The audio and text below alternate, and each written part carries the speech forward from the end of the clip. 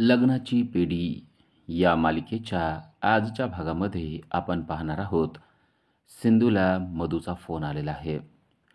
सिंधूला मधूचा phone आल्यामुळे सिंधू एकदम आश्चर्यचकित झाली आहे की मधूने आपल्याला फोन कशासाठी केला आहे. पण मधू मात्र रडत आहे. मधू अक्षरशः रडून रडून सिंधूला मदत मागत आहे. ती सिंधूला म्हणते, सिंधू, मी तुझ्याशी, तुझ्या कुटुंबाशी नव्हे सर्वांशीच खूप वाईट वागलेली आहे. पण आता मला या गोष्टीचा पश्चाताप होत आहे. मला आता तुमच्यापासून खूप दूर जायचं आहे. मला जेलमध्ये सडायचं नाही आहे. सिंधू, प्लीज माझी मदत कर. तेव्हा सिंधू चिडते आणि म्हणते, तू चुकीच्या व्यक्तीला फोन केलेला आहेस. मी तुला काहीही मदत करू शकणार नाही आहे. मागच्या वेळेस मी तुला जेलमधून काढलं होतं आणि त्यानंतर तू काय केलं आहेस ते सगळं मला माहीत आहे. त्यामुळं मी तुला जेलमधून अजिबात काढणार नाही. तू आता मला फोनसुद्धा करू नको. मधू तिला सांगण्याचा प्रयत्न करते की मी आता सुधारलेले आहे.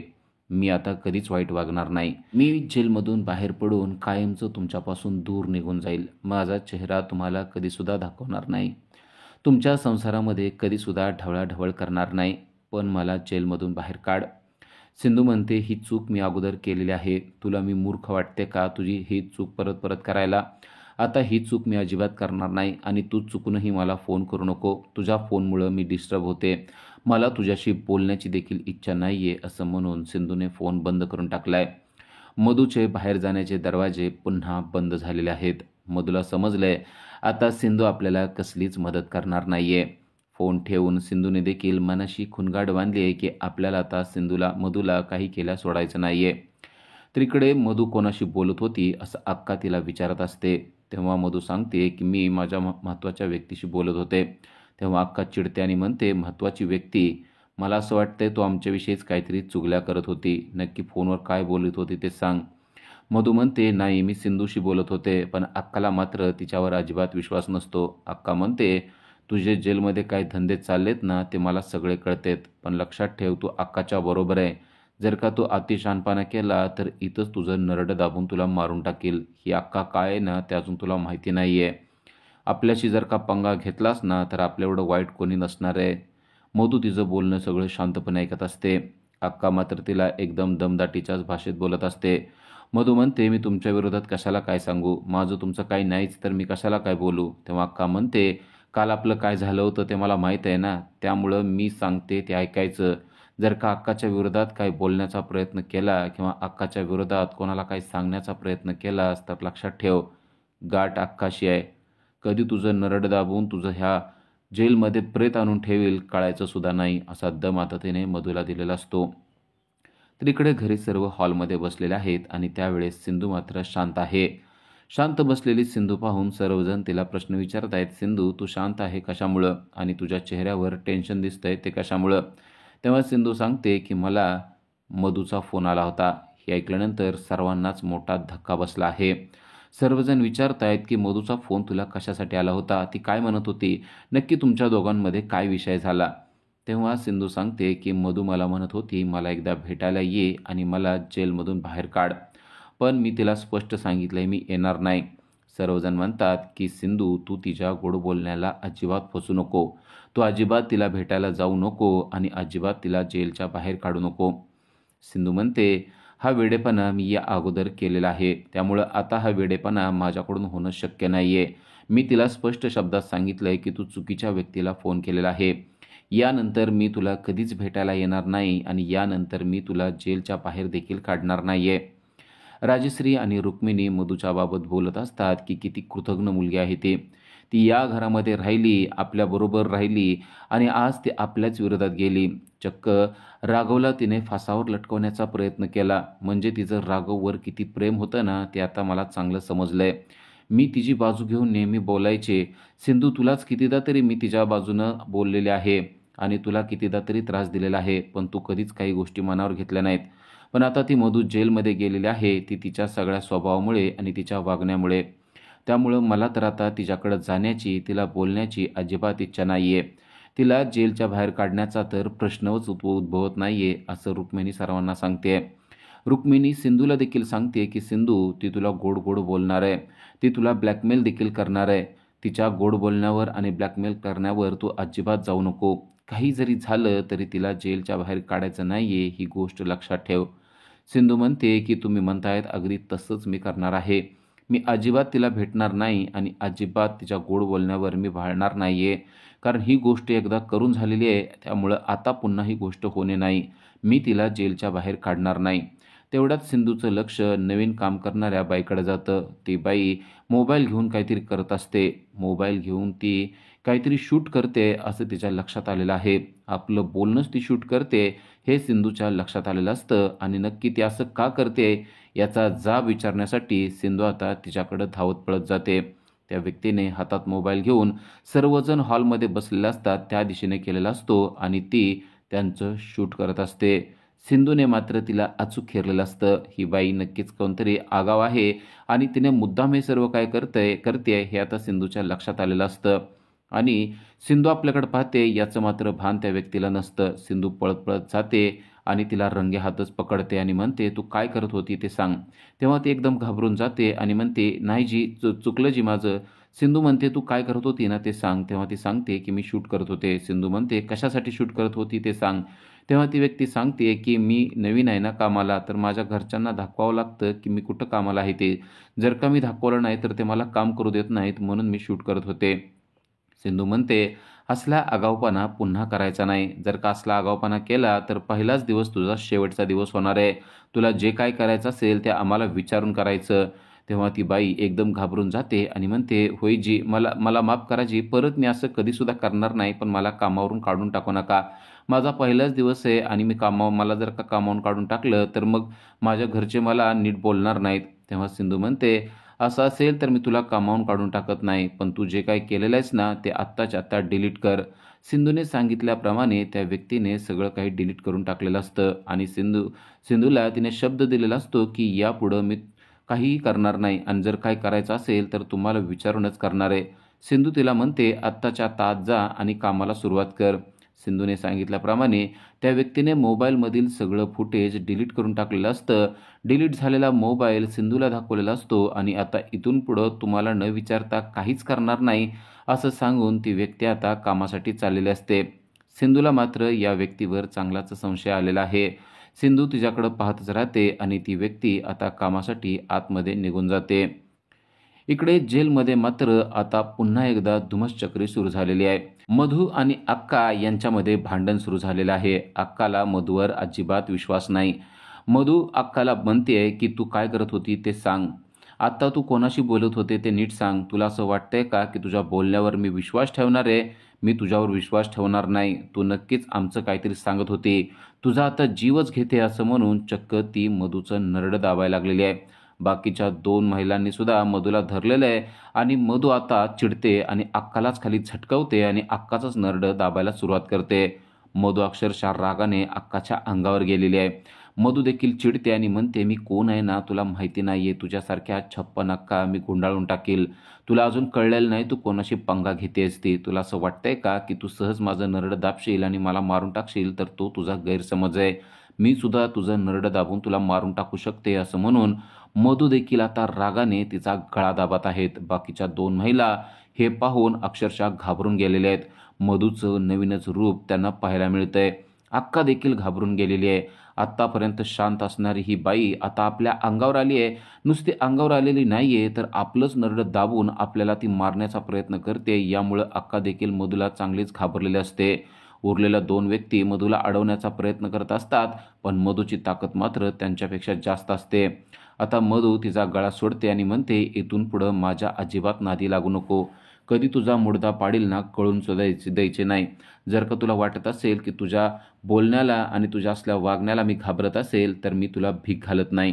तेव्हा अक्का चिडते आणि पुन्हा एकदा मधूच्या अंगावर जाते आणि म्हणते अक्काचा गळा दाबून तू तिला मारणार होतीस काय? अक्का म्हणजे तुला काय साधीसुधी वाटली का? झाडपाला वाटली का तुला? थांब, तुला आत्ताच्या आत्ता दाखवते अक्का काय ते. आता तुला माझ्यापासून कोणीसुद्धा वाचवू शकणार नाही असं म्हणून अक्काने करकचून मधूचा गळा दाबायला सुरुवात केलेली आहे. मधू आता एकदम हताश झालेली आहे. उरलेल्या 2 व्यक्तींनी मधूला धरून ठेवलेलं आहे आणि आता मधूच्या पुढं मरण स्पष्ट दिसायला लागलेलं आहे. कारण अक्काने दात ओठ खाऊन मधूचं गळा दाबायला सुरुवात केलेली आहे. मधूला समजलंय की आपलं मरण आता जवळ आलेलं आहे. उरलेल्या 2 व्यक्ती पण अक्काला म्हणतायत अक्का आता हिचा खेळच खलास करून टाका. तुमचा गळा दाबते म्हणजे ही अतिशय चालू बाई दिसतेय. हिला आपल्या जेलमध्ये ठेवणं धोक्याचं आहे. हिला आत्ताच्या आत्ता संपवून टाका असं म्हणून 2 महिलांनी अक्काला सांगितलंय की मधूला संपवून टाकायला आणि त्याप्रमाणे अक्का जोरजोरात गळा दाबायला लागलेली आहे. पण हा सगळा प्रकार कॉन्स्टेबलने पाहिलेला असतो आणि कॉन्स्टेबल धावत पळत मधूच्या मदतीला येतो आणि अक्काला सांगतो की आत्ताच्या आत्ता तिला सोड, नाहीतर तुझं काही खरं नाहीये. कॉन्स्टेबल आल्यामुळे आता अक्काला मधूला सोडून द्यावं लागतं. अक्का मधूला सांगते, फक्त ही बाई आली होती म्हणून तू वाचलीस, नाहीतर आज तुझा मुडदा मी पाडतच होते. मला कोण काय करते तेच बघितलं असतं आणि लक्षात ठेव, माझ्या नादी अजिबात लागू नको. तू काय करून आला असशील ते तुला माहिती, पण मी काय करून आले आहे ना ते तुला माहिती नाहीये. तुझा मुडदा पाडून इथून गायब करून टाकेल. ही अक्का म्हणजे काय साधी नाही. असं बनवून अक्का आता तिथे बसलेली असते. मधूला समजलंय की जेलमध्ये आपली काही धडकत नाहीये. जर का आपण इथं काही दिवस राहिलो तर आपल्याला वेड लागणार आहे, ही गोष्ट आता मधूच्या स्पष्टपणे लक्षात आलेली असते. इकडे रत्न पारखींच्या घरी विनू मात्र मधूच्या आठवणीमध्ये बसलेला आहे. राघव आणि मधूच्या लग्नातला फोटो तो पाहतोय आणि तेव्हाच त्याला सगळं काही आठवतंय. तो म्हणतोय की मधू म्हणजे खरं तर माझी आई आहे. मामा असं तो त्या फोटोच्या जवळ जाऊन म्हणतोय. त्याला मधूच्या आठवणी येत आहेत. मधू आपल्याशी किती चांगलं वागत होती हे त्याला आठवतंय. आपला पाय बरा करण्यासाठी मधूने किती कष्ट घेतले होते हे देखील त्याला आठवतंय. आपल्याला अगदी योग्य वेळेला दररोज औषध ती देत होती. त्याचबरोबर आपल्याला खाण्यापिण्याचं सुद्धा तीच देत होती. त्याचबरोबर सिंधूला देखील आपली भेट तिनंच घालून दिली होती. माझा पाय बरा व्हावा म्हणून राघवला तिनेच सांगितलं होतं की सिंधूची आणि आपण विनूची भेट घालून देऊया, कारण सिंधूच्याच औषधाने विनूला बरं वाटायला लागलेलं आहे. आता विनूला असं वाटत असतं की मधू नक्कीच जेलमध्ये संकटात आहे. मधूला जेलमधून सोडवता आलं तर बरं होईल असे विचार विनूच्या डोक्यामध्ये येत असतात. त्याला सगळं काय आठवत आहे. मधू कशाप्रकारे आपली काळजी घेत होती, पण आता आपली काळजी घेणारी व्यक्तीच संकटात आहे आणि तिला आपण जेलच्या बाहेर काढू शकतो का, असे विचारसुद्धा आता विनूच्या मनामध्ये येत असतात. पण जर का आपण हे घरच्यांना बोलून दाखवलं तर घरच्यांना ही गोष्ट पटणार नाही असं देखील त्याला वाटत असतं आणि त्यामुळं तो शांतपणे त्या फोटोकडे पाहत असतो. मधू माझी आई आहे. खरं तर सिंधू माझी खरी आई आहे, पण मधूविषयी मला प्रेम वाटते ही गोष्ट आता त्याच्या मनात येत असते. इकडे बसून विनू काहीतरी करतोय हे सिंधूच्या लक्षात आलेलं असतं आणि म्हणून ती त्याच्याजवळ जाते. तेवढ्यात विनू तो फोटो लपवून टाकतो. सिंधू त्याला विचारते की काय पाहत होता, तेव्हा तो म्हणतो काय नाही, असंच बसलो होतो, मला बोर होत होतं म्हणून. सिंधू म्हणते नक्की सांग काय झालेलं आहे, पण विनू मात्र काही सांगायला तयार नसतो. सिंधू म्हणते तुझ्या मनामध्ये जे काय असेल ते बोल, तू बोलल्याशिवाय काय कळणार नाहीये. विनू मात्र गोष्टी लपवत असतो हे सिंधूच्या लक्षात आलेलं असतं. तो इथं बसून काहीतरी करत होता, पण आपण आल्यानंतर त्याने ती गोष्ट लपवली हे तिच्या लक्षात आलेलं असतं आणि ती बोलत बोलत विनूला विचारते की नक्की काय झालेलं आहे. विनू काय बोलत नाहीये म्हणल्यानंतर ती आसपास पाहते, तेव्हा तिला दिसतं की विनूच्या जवळ एक फोटो होता आणि तो फोटो म्हणजे मधू आणि राघव यांचा फोटो होता. तो फोटो तिला मिळालेला असतो आणि तो फोटो पाहिल्यानंतर तिला सगळं काही पिक्चर क्लिअर झालंय. विनू नक्की काय करत होता ते तिला समजलेलं आहे. विनूला मधूची आठवण येते हे तिला कळतं. विनू म्हणतो आई मी तुला हर्ट केलं ना, मधूचा फोटो पाहिल्यानंतर तुला वाईट वाटलं असेल ना. तेव्हा सिंधू म्हणते असं काहीच नाहीये. उलट मी तुझ्याजवळ 10 वर्ष नव्हते तरी देखील तुझ्यावर चांगले संस्कार झालेत असं मी म्हणते, कारण ते संस्कार मधूने केले होते आणि मधूविषयी तुला जिव्हाळा वाटणं साहजिक आहे. मधूने तुझी काळजी देखील घेतलेली होती, त्यामुळं मधूविषयी प्रेम वाटणं साहजिक आहे. उलट मी असं म्हणते की मधूचं प्रेम तू विसरला नाहीस, कारण तू कृतज्ञ आहेस. मधूने तुझ्यावर चांगले संस्कार केलेत असा विचार मी करते. सिंधूचे ते विचार ऐकून विनूला देखील बरं वाटतं. विनू म्हणतो आई माझ्यासाठी एक काम तू करशील का. सिंधू म्हणते काय करायचे सांग. तेव्हा तो म्हणतो टी व्हीमध्ये मी पाहिले की पोलीस कैद्यांशी खूप वाईट वागतात. मला असं वाटतं की मधू आईशी देखील बाकीचे सर्व लोक वाईट वागत असतील. एकदा तू जाऊन जेलमध्ये जाऊन तिची भेट घेशील का. फक्त जाऊन तू तिला बोलशील का की तू कशी आहेस म्हणून, कारण तिने तुला फोन केला होता हे मी ऐकलेलं आहे. म्हणजे मी अगदी पाठीमागे येऊन ऐकलं नाही, पण मला सहज ऐकायला मिळालं की तुला तिचा फोन आला होता आणि ती तुला बोलवत होती, पण तुला तिकडं जाण्याची इच्छा नाही आहे हे देखील मी ऐकलं होतं. पण मला तिची खूप काळजी वाटते. मला असं वाटतं की एकदा तू जाऊन तिची नक्की परिस्थिती काय आहे ते पाहावं. मला माहिती आहे तुला माझी ही गोष्ट पटणार नाही, पण मला असं वाटतं की एकदा फक्त जाऊन पाहण्यामध्ये काय हरकत आहे. सिंधू म्हणते बाळा मला तुझं सगळं काय समजतंय, तुला काळजी वाटणं साहजिक आहे हे देखील मला समजतंय, पण जर का खरंच तुला असं वाटत असेल की मी जाऊन भेटावं, तर मी तुझ्यासाठी ते करू शकते. हे ऐकल्यावर विनूला देखील छान वाटतं. कारण सिंधू नाही म्हणणार आहे असं त्याला वाटत असतं, पण सिंधू मात्र त्याला अजिबात नाही म्हणत नाही. उलट ती त्याला म्हणते की तू जर का जा म्हणत असशील तर मी तुझंही ऐकू शकते. सिंधू खरोखरच चांगले आहे असं देखील त्याच्या मनापासून त्याला वाटायला लागतं. सिंधूला समजले की विनूला मधूची आठवण येत आहे, त्यामध्ये त्याचा काहीच दोष नाही आहे. कारण त्याने तिच्याजवळ भरपूर काळ घालवलेला आहे. ती त्याला जवळ घेते आणि सगळं काही नीट होईल असं सांगते. उद्याच्या भागामध्ये आपल्याला पाहायला मिळतं की विनूने सांगितल्याप्रमाणे सिंधू खरोखरच मधूला भेटायला गेलेली आहे आणि ती मधूला सांगते, फक्त विनूमुळं मी इथपर्यंत आलेले आहे, नाहीतर मला तुझं तोंड पाहण्याची देखील इच्छा नाही आहे. तेव्हा सिंधूला मधू म्हणते की तू आली आहेस तर फक्त माझं एकच काम कर, मला या जेलमधून बाहेर काढ. मला इथं खूप यातना होत आहेत. सिंधू म्हणते, ती गोष्ट तू विसरूनच जा. मी तुला या जेलच्या बाहेर कधीसुद्धा काढणार नाही आहे. मी फक्त तुला पाहायला आलेले होते. मी तुला जेलच्या बाहेर काढायला आलेले नाही आहे. ते सुद्धा फक्त विनूमुळं मी इथपर्यंत आलेले आहे. मी तुला आता अजिबात बोलायला आणि भेटायला यानंतर येणार नाही आहे. फक्त एकदा मी तुला भेटायला आलेले होते.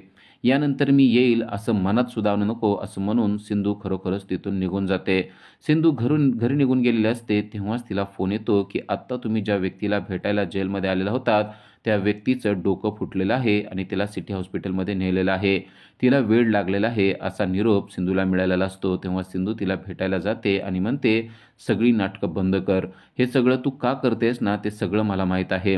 तुला मी जेलमधून काढावं म्हणूनच करते ना, तर मी तुला वचन देते, मी तुला जेलच्या बाहेर काढते. पण हे सगळे नाटकं बंद कर असं ती मधूला सांगत असते. खरोखरच सिंधू मधूला जेलच्या बाहेर काढणार का? खरोखरच मधू सगळं काही नाटक करत असेल का? ते आपल्याला पुढील भागामध्ये समजणार आहे. अशाच अपडेटसाठी आजच आमच्या चॅनलला सबस्क्राईब करा. थँक्यू.